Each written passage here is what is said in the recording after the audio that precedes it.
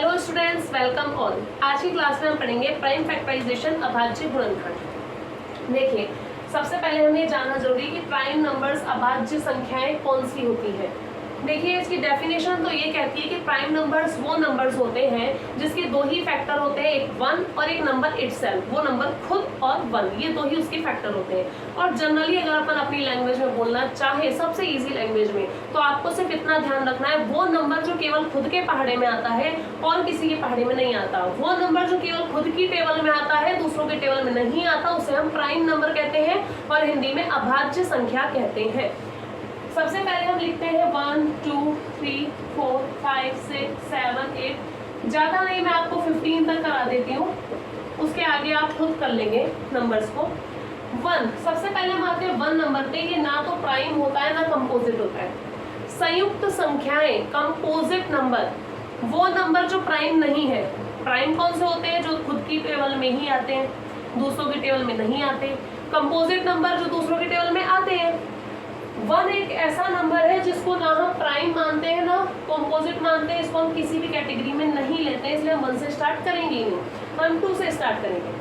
तो 2 केवल खुद की टेबल में आता है, 2 केवल खुद की टेबल में आता है, किसी और की टेबल में नहीं आता, इसलिए 2 प्राइम नंबर है, अभाज्य संख्या है।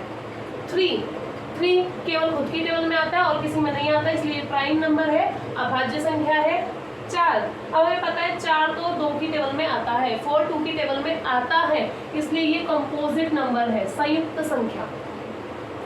5 केवल खुद की टेबल में आता है, प्राइम नंबर, अभाज्य संख्या। 6 2 और 3 दोनों की टेबल में आता है, इसलिए ये कंपोजिट संयुक्त संख्या। 7 केवल खुद की टेबल में आता है, प्राइम, अभाज्य संख्या। 8 2 की टेबल में आता है, 4 की टेबल में भी आता है, इसलिए 8 जो है वो कंपोजिट नंबर है, संयुक्त संख्या है। 9 3 की टेबल में आता है, इसलिए 9 भी क्या है? कंपोजिट नंबर, संयुक्त संख्या। 10 2 और 5 दोनों की टेबल में आता है, संयुक्त संख्या, कंपोजिट नंबर। 11 केवल खुद की टेबल में आता है, प्राइम नंबर, अभाज्य संख्या। 12 दूसरों की टेबल में आता है, कंपोजिट। 13 केवल खुद की टेबल में आता है, प्राइम। 14 7 की टेबल में आता है, कंपोजिट। 15 3 की टेबल में, 5 की टेबल में आता है, कंपोजिट। इस तरह से मैंने आपको 15 तक के नंबर ही बताए, 15 तक। आगे की काउंटिंग में आप खुद ऐसे नंबर्स चेक कर सकते हैं जो दूसरों की टेबल में नहीं आते, केवल खुद की टेबल में आते हैं, वो प्राइम नंबर्स होते हैं, अभाज्य संख्या होती है। और जो दूसरों की टेबल में आते हैं वो कंपोजिट नंबर्स होते हैं, संयुक्त संख्याएं होती हैं। तो हमारे पास में प्राइम नंबर बचता है 2 3 5 7 11 30 और आगे भी इस तरह से नंबर्स निकल सकते हैं। अब हम सीख रहे हैं कि हम अभाज्य गुणनखंड करते कैसे हैं। देखिए, मैं यहाँ पे कोई नंबर लेती हूँ 72। हमें 72 का प्राइम फैक्टराइजेशन करना है, अभाज्य गुणनखंड करना है। तो देखिए, हमें क्या करना होगा, हमें इसके लिए भाग देना होगा, डिवाइड करना होगा। मैं इसको थोड़ा ऊपर लिखती हूँ। 2 3 5 7 11 13। अच्छा, 72 हम क्या करेंगे, हम सबसे पहले स्टार्टिंग करेंगे 2 की टेबल से। सबसे पहले स्टार्ट करेंगे 2 की टेबल से और इसके अंदर हम भाग लगाएंगे 2 से। 2 3 6 1 2 2 4 12 और ये हो गया ओवर। ध्यान रखना, यहाँ पर रिमाइंडर नहीं बचना चाहिए, शेषफल नहीं होना चाहिए। यहाँ अगर 0 आ रहा है तभी ये हमारा सही है, अगर यहाँ पे 0 नहीं आया, कुछ ना कुछ बच गया, 6, अगर यहाँ पे कुछ ना कुछ बच गया, इसका मतलब 2 की टर्न नहीं है, फिर 2 के बाद नेक्स्ट नंबर को हमें चेक करना पड़ेगा। ठीक है, तो अभी यहाँ पे हमारा पूरा ओवर हो चुका है, इसलिए हमारे पास आया 2 और 36। लिखने का मेथड यू टेढ़ा होता है, 2 यहाँ लिखेंगे, 36 यहाँ लिखेंगे।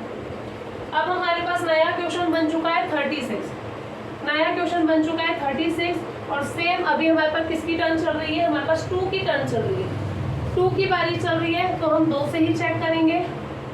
2 1 जा 2 16, 2 8 जा 16। देखिए, पूरा कट गया, पूरा डिवाइड हो चुका है, इसका मतलब ये सही है। हमारे पास मिल गया 2 और 18। 2 लिखेंगे इस साइड, 18 लिखेंगे इस साइड। अब नया क्वेश्चन क्या है? 18 किससे डिवाइड करेंगे? 2 की बारी चल रही है, ध्यान रखना अभी 2 की ही बारी चल रही है, तो हम 2 से डिवाइड करेंगे, 2 9 जा 18 और ये हमारे पास कट गया, हमें मिला 2 और 9, यहाँ लिखेंगे 2, यहाँ लिखेंगे 9। अब आया 9 नया क्वेश्चन और सेम हमारे पास अभी 2 की ही बारी चल रही है। अब हम माइनस करेंगे तो हमारे पास बच गया 1। कहाँ तक बारी चलती है, कहाँ तक टर्न चलती है? जब तक 0 आ रहा है तब तक सही है। जहां 0 आना बंद हुआ कोई और नंबर आ गया, इसका मतलब अब 2 की चांस गलत, 2 की चांस नहीं होनी चाहिए थी, ये गलत है। अब 2 से चेक कर चुके हैं तो अब किसका नंबर है? 3 का। अब हम 3 से चेक करेंगे, 3 3 जा 9, माइनस किया, क्या बचा? 0 आ गया। 0 आते क्या लेना है? 3 और 3, इस साइड 3 और इस साइड 3। अब नया क्वेश्चन क्या बन गया? 3। अब हम 3 में फिर से डिवाइड करेंगे। अब किसका नंबर चल रहा है? 3 का। 2 का नंबर अब दोबारा कभी भी नहीं आएगा, अब नंबर 3 का चल रहा है तो 3 का ही आएगा। और 3 का अगर शेषफल बचना चालू हो जाए, रिमाइंडर बचना चालू हो जाए तो फिर 5 का नंबर स्टार्ट हो जाएगा। इस तरह से ये आगे चलते जाएंगे। तो अभी 3 का ही नंबर चल रहा है, 3 1 जा 3 और कट गया नीचे, इसका मतलब 3 और 1 हमें 2 आंसर मिले, यहाँ पे 3 और यहाँ पे 1। ये प्रोसेस कब तक करते जानी है? जब यहाँ पर 1 आ जाए हमें स्टॉप हो जाना है। तो इस तरह से हम करते हैं प्राइम फैक्टराइजेशन एक नंबर का। लेकिन अगर हम एक साथ 2-3 नंबर का प्राइम फैक्टराइजेशन करें तो वो कैसे करते हैं ये भी हम सीख लेते हैं।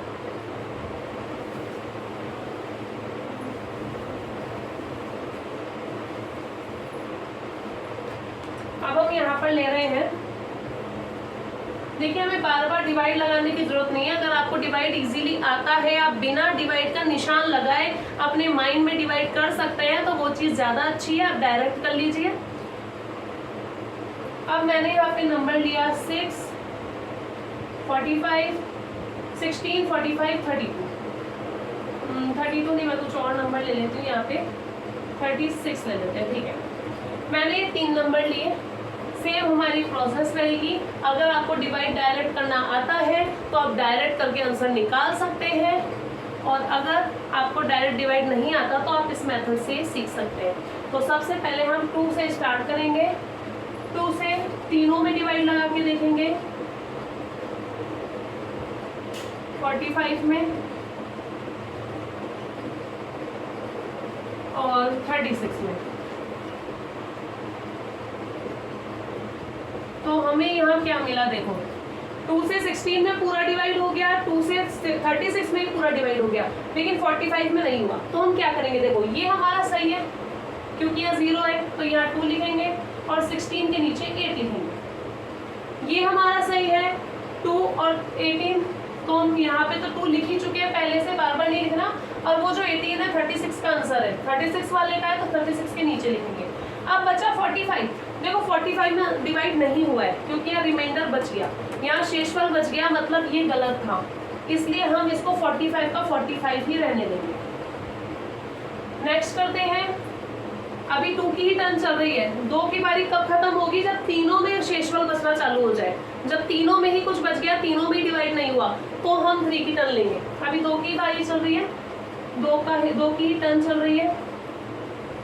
नेक्स्ट लिया 45 में, तो दोबारा चेक करने की जरूरत ही नहीं है, 45 है, हम पहले चेक कर चुके हैं, 45 में तो 2 का डिवाइड होगा नहीं। अब हम ले रहे हैं 18 को, देखिए 2, ये 4, 45 ऐसा का ऐसा, और यहाँ आ गया 9। दोबारा से हम देखते हैं 2, देखो 4 में 2 का पूरा डिवाइड जाएगा, 2 2 जा 4, 45 में नहीं जाएगा। और 9, 2 की टेबल में 9 नहीं आता है, हमें पता है 2 की टेबल में 9 नहीं आता, यानी शेषफल बचेगा, रिमाइंडर बचेगा। अभी भी हमारे पास 2 है, ये डिवाइड हो रहा है 2 से 1, ये 45, ये 9। देखिए 2 से अब यहाँ 1 आ चुका है, यानी ये वाली लाइन तो हो गई ओवर।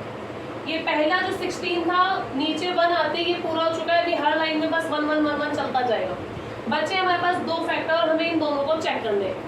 हम देख चुके हैं कि ये दोनों ही नंबर 3 से तो डिवाइड होंगे नहीं, तो अब किससे, मतलब सॉरी 2 से तो डिवाइड होंगे नहीं, तो अब किसकी बारी आएगी, 3 की।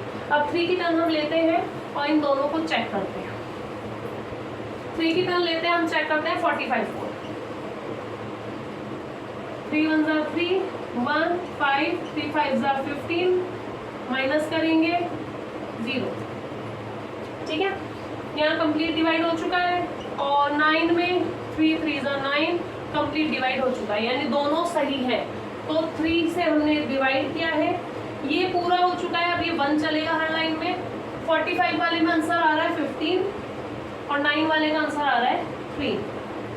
अभी 3 की ही टर्न चल रही है। अब 15 नया क्वेश्चन 3 से डिवाइड करेंगे, हो गया पूरा। और 3 में 3 का डिवाइड करेंगे, हो गया पूरा। दोनों पूरे पूरे डिवाइड हो चुके।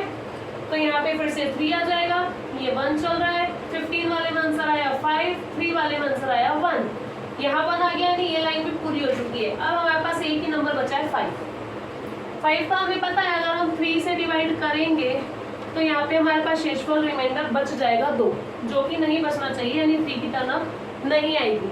3 के बाद किसकी टर्न आएगी? 5 की। और जब हम 5 में 5 का डिवाइड लगाएंगे तो क्या आएगा?